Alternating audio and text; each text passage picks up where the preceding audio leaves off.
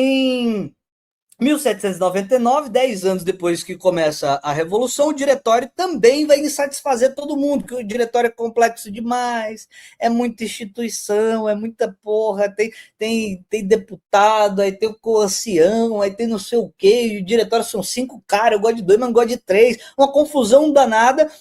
Socialmente, os girondinos e os jacobinos se odeiam, ninguém está satisfeito com aquela coisa. Napoleão veio tomar poder em 1802, ele dá o golpe de 18 Brumário de Napoleão Bonaparte, dissolve os parlamentos, ele se junta com a liderança do parlamento maior e uma liderança do parlamento menor, dá um golpe e estabelece o consulado, ele mais 2 caras. Aí ele faz, em 99 ele faz isso. Em 1802 ele pergunta para a população: população, o que vocês acham? Eu posso ser cônsul para o resto da vida? Aí a população fala sim. Por quê? Porque ele era um elo de união de toda essa confusão, né? Eis o bonapartismo, né? Ele pergunta para a população.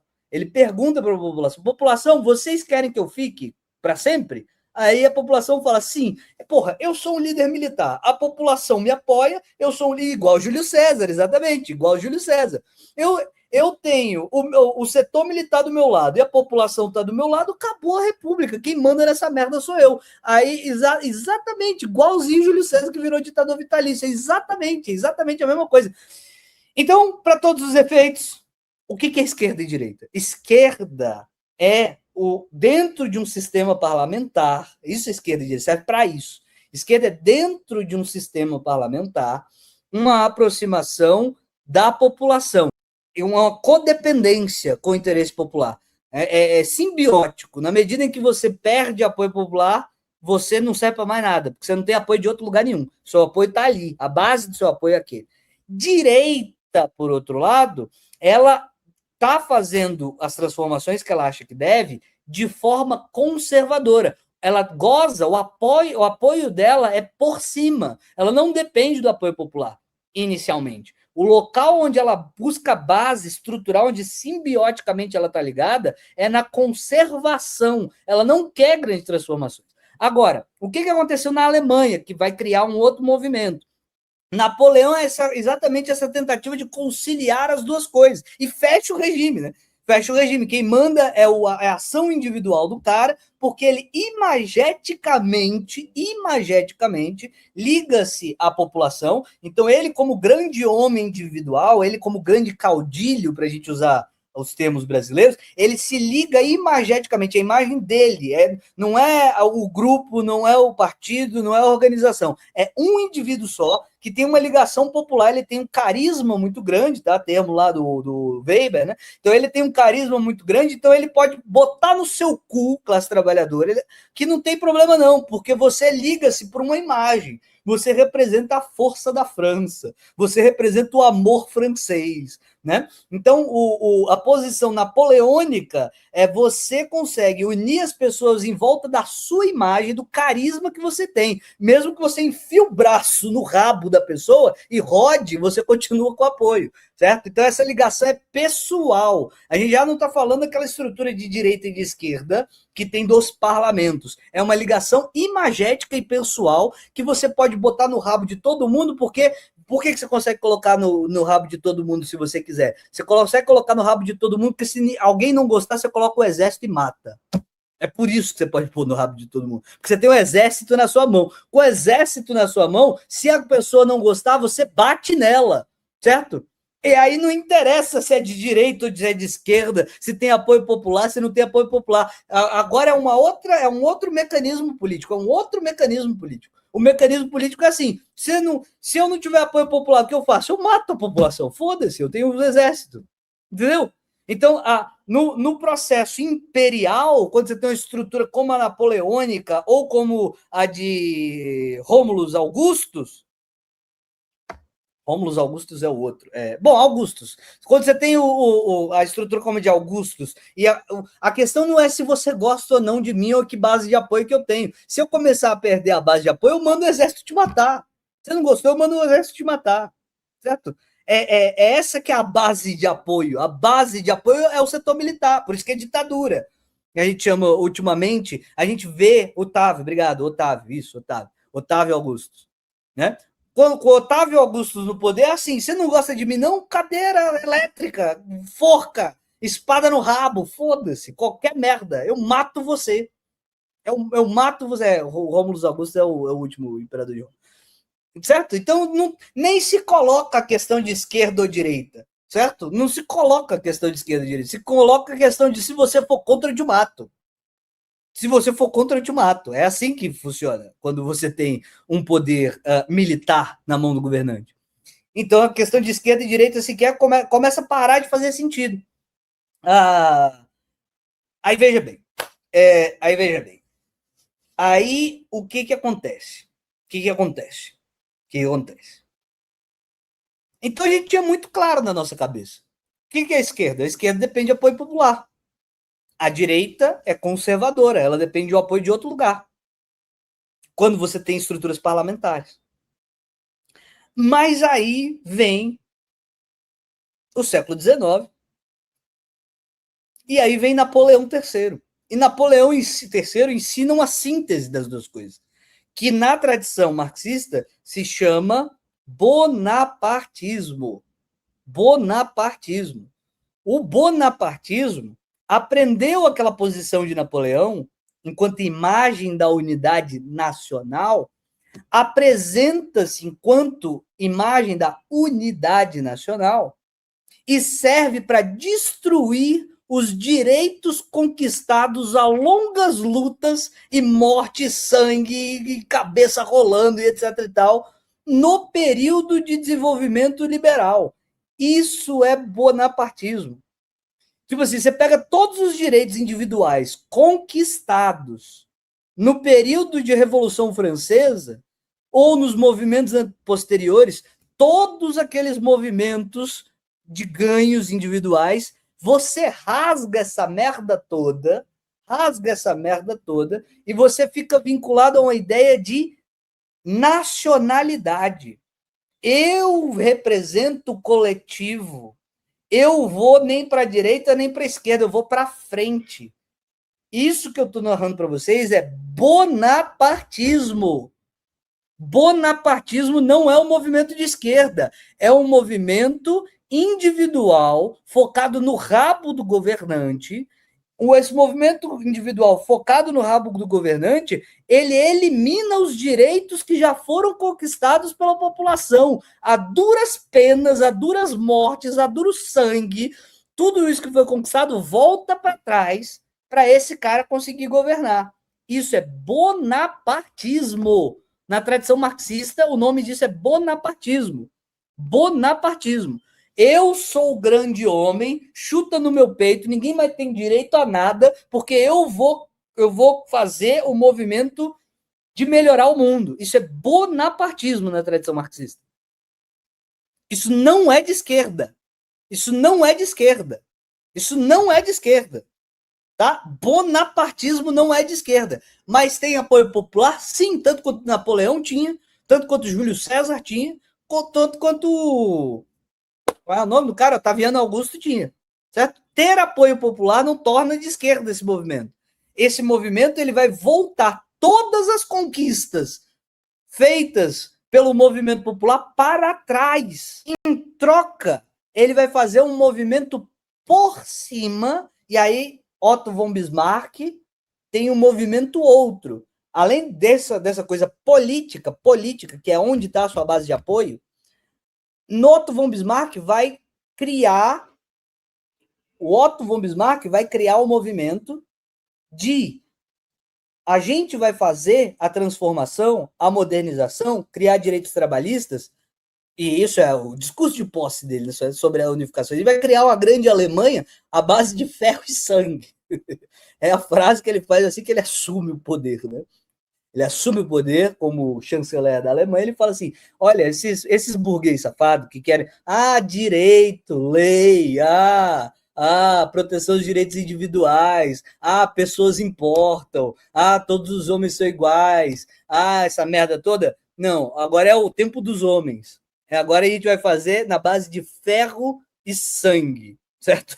É o discurso de posse dele, tá? É o discurso de posse. Ele assume o governo falando assim, agora é a ferro e sangue. Aí veja, Bismarck vai fazer um movimento de unificação da Alemanha e ele vai fazer uma aliança com a social-democracia, ele vai ser amigo dos sociais-democratas, tá? Ele vai fazer a aliança com um socialista chamado La Salle, para ser a ponte de normalização, e isso que é acordo de classe, isso que é conciliação de classe, boa conciliação de classe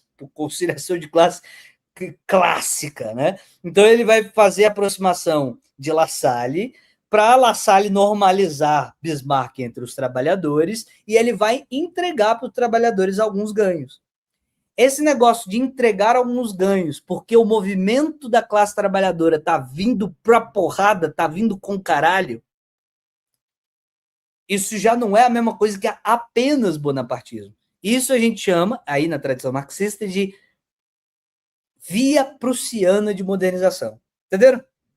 Então, veja, se a Revolução Inglesa aconteceu e se a Revolução Francesa aconteceu porque tinha uma pressão da classe que queria aquele direito e ela veio para porrada e às vezes ela conquistou poder, ela teve participação. Na França até participação do povo pobre teve, era o povo na rua indo lá pedir para fazer a coisa acontecer. O Bismarck inventou uma parada nova. Essa galera não vai fazer pressão em cima da gente? A gente dá. E a gente conduz o processo. Ou seja, é uma forma conservadora de fazer a mudança. Uma forma conservadora. Quem conduz a mudança são as elites do país. É neste contexto que está Vargas. Tá? É neste contexto que está Vargas. Vargas é da elite do sul do país. Vargas não é um movimento popular. Na hora que o movimento popular vem, ele fala, relaxa que eu te dou. Só que aí quando eu falo, relaxa que eu te dou, eu ainda faço propaganda que eu sou o guardião da população pobre, né? Por isso que não é de esquerda. É só isso. Não é uma ofensa. Seu bando de verme. Não é uma ofensa. Não é uma ofensa.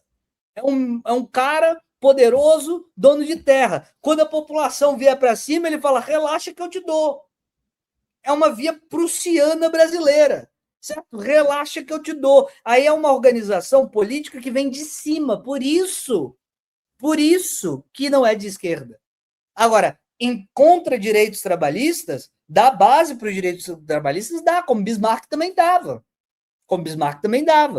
Só que é uma forma conservadora. Só que como Vargas também está inserido no mundo onde tem fascismo, e o fascismo tem uma coisa a mais, o fascismo italiano aprendeu que não basta você dar para os trabalhadores quando eles vierem para a pressão. Você também tem que ter base popular. Isso é a diferença do fascismo, que ensinou que a direita também tem que dar a base popular. Certo? A direita também tem que ter base popular. A inovação do fascismo é porque Mussolini era de organização socialista, criado no lar socialista. Ele sabia qual era o papel da organização social. Então mudou, entendeu? Mudou. No século XX, a partir do fascismo italiano, a direita percebeu que não bastava ela simplesmente fazer como Bismarck e dar de mão beijada direitos e depois dizer assim, e cala a boca, seu moleque. Ele também tinha que ter inserção na sociedade pobre, na sociedade trabalhadora. Então o fascismo não é só um movimento de um grande homem, é um movimento de um grande homem baseado numa grande camada popular que sustenta aquele governo. Ter uma camada popular é a inovação que o fascismo vai colocar para a direita. A importância de ter uma camada popular. Então, Getúlio Vargas cria um movimento também trabalhista, que é assim, ó, não é só que eu sou o grande paizão que dou coisa para vocês, eu também tenho uma galera aqui que são trabalhadores raiz que me defendem. Aí a coisa começa a ficar mais mesclada, entenderam? Aí a coisa começa a ficar mais bagunçada. Porque agora a direita, não só ela faz a mudança por cima, mas ela também gasta um tempo do caralho estimulando para criar uma base popular de apoio. Mudou, entendeu? Aí mudou. Aí você consegue fazer uma mudança por cima Mas você também não nega a importância de ter a base popular, como negava Bismarck. Bismarck queria pouco se fuder. Ele queria o grupo que ia desmobilizar qualquer coisa contra o governo, era o de La Salle, se fosse fazer alguma desmobilização. Ele mesmo, ele tinha nojo de pobre. Certo? Bismarck tinha nojo de pobre. O que Mussolini inventou é a compreensão de que você precisa dessa base popular. Você precisa dessa base popular. Então você vai fazer a modificação por cima, quem decide é esse clube elitizado militar, só que esse clube elitizado militar, ele precisa de base popular de apoio. Certo? Então vai ter uma organização culturalista, vai, por exemplo, Mussolini, que só existe Vaticano por causa do Tratado de Latrão, de 1929. Certo? Então o Mussolini vai começar a apelar para ganhar apoio popular para um culturalismo nacionalista. Isso vai ser a base do fascismo. Vargas está nessa cena do mundo, é nessa quadra do mundo, olhando o que Mussolini está fazendo. Não entendi. Então Vargas é fascista? Não exatamente, mas ele está nesse movimento, nesse ponto da história. Agora, isso é bom? Cadê o cara que me perguntou? Mas ser de esquerda ou de direita é bom? Não sei. Eu sei que Vargas não é de esquerda. Ele está na quadra da história, onde ele usa uma crise econômica para tomar o poder e fazer com que uma elite da qual ele pertença mude o mundo. Mude o mundo. A elite que ele pertence é que vai fazer política agora. A elite que ele pertence é que vai fazer. A elite que ele pertence é que vai fazer. Essa elite a qual ele pertence é que vai fazer a modernização do Brasil. E ele vai encontrar algum apoio para fazer isso. Por isso que vão sair dois partidos da figura de Vargas, não só o trabalhista. O trabalhista é a ala esquerda, que está contando exatamente com a memória de Vargas para dizer, olha só, a gente conseguiu coisa para vocês, trabalhadores. A gente conseguiu, vote na gente. A gente conseguiu coisas para vocês, trabalhadores. Vote na gente que a gente preocupa com o trabalhador. E tem uma ala direita também, tá? Tem uma ala direita, o PSD. Então, veja, Vargas não é um cara de esquerda, mas ele sabia, ele tinha consciência de que ele precisava de apoio popular, uma massa de manobra de apoio popular. Então, não é só um movimento que dá direitos trabalhistas, mas ele também tem pessoas, grupos que mobilizam a classe trabalhadora em seu favor. Certo? Então, tem uma ala direita e tem uma ala esquerda do trabalhismo. Certo? Uma ala direita e uma ala esquerda do trabalhismo. Vargas não era de esquerda. Vargas era uma porra de um caudilho filho da puta. Tá? Era um caudilho filho da puta. E na hora que ele chega, qual é o problema de ser um caudilho filho da puta? É porque só pode ser o cara, né? E aí ele vai caçar tudo que for adversário. Tudo que for adversário. Por isso a necessidade da violência. Então o problema de Vargas não é que Vargas é uma pessoa ruim que não causou transformação. O problema de Vargas é que para fazer a transformação ele precisava de uma ditadura. Então ele inventou uma ditadura. Esse é o problema de Vargas. E aí vocês estão se acostumando nessa bosta dessa internet a justificar ditadura. A gente precisa de um homem forte que chega lá, vai lá e faça, fecha o governo e tal. Isso não é bom. Quem vai se fuder é você. Tá? Quem vai se fuder é você. Então, assim, as transformações são boas? São, as transformações são boas. Ditadura não. Porra.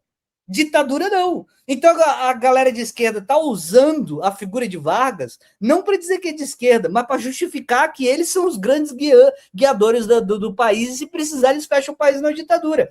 A questão que se coloca é que nessa época do século XX, nessa época, o mundo estava ascendendo para a normalização de ditaduras. Então você tem Mussolini, você tem Franco, você tem Salazar, você tem Hitler, você tem Stalin. A galera lidava nesse momento bem com a tese de que, olha, gente, o mundo é duro, a gente precisa de um macho com um saco roxo que vai fazer as grandes transformações.